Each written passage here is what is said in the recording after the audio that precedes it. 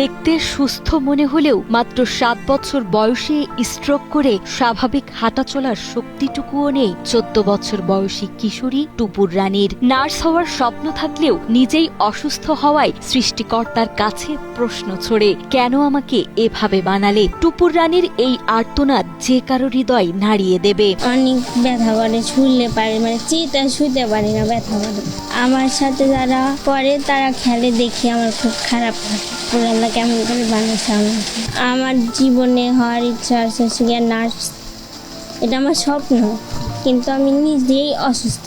সিরাজগঞ্জ সদর উপজেলার রতনকান্দি ইউনিয়নের শ্রী প্রণব দাসের একমাত্র সন্তান টুপুর। জন্মের পর ৮-১০টা শিশুর মতোই সুস্থ সবলভাবে বেড়ে উঠছিল সে, কিন্তু ৭ বছর বয়সে হঠাৎ তার শরীরে তীব্র ব্যথা শুরু হয়। স্থানীয় হাসপাতাল সহ নানা জায়গায় অনেক চিকিৎসা করেও কোনো সুফল মেলেনি। পরবর্তীতে ঢাকার একটি হাসপাতালে নেওয়া হলে চিকিৎসকরা পরীক্ষা নিরীক্ষা করে জানান টুপুর মূলত আগে স্ট্রোক করেছিল। এরপর ধীরে ধীরে তার মেরুদণ্ড ও ২ পা বাঁকা হয়ে যায়। এখন সে ঠিকমতো হাঁটতে তো থাক পড়ে নিজের দৈনন্দিন কাজও করতে পারে না।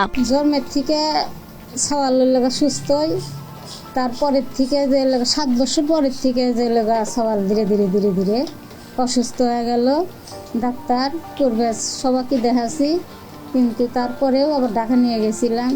নিয়ে যায় ডাক্তার দেখাছি, দেখার পরে গেছে যে লাগা নিয়ে অপারেশন করা লাগবে। আবার যে যা কয় তাই আমি চিকিৎসা করি। পরে এখন ধীরে ধীরে ধীরে ধীরে ধীরে ধীরে আরো বেশি।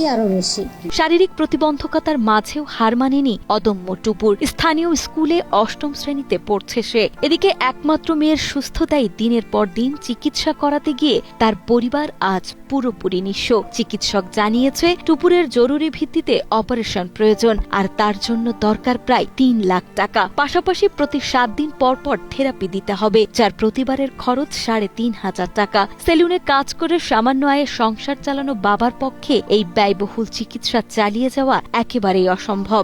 একদিন কাজ করি আর একদিন করতে পারি না। আমারও অসুস্থ, আমার ওয়াইফ অসুস্থ, ২-৩জনই আমরা সংসার অসুস্থ। এরা খুব গরিব মানুষ।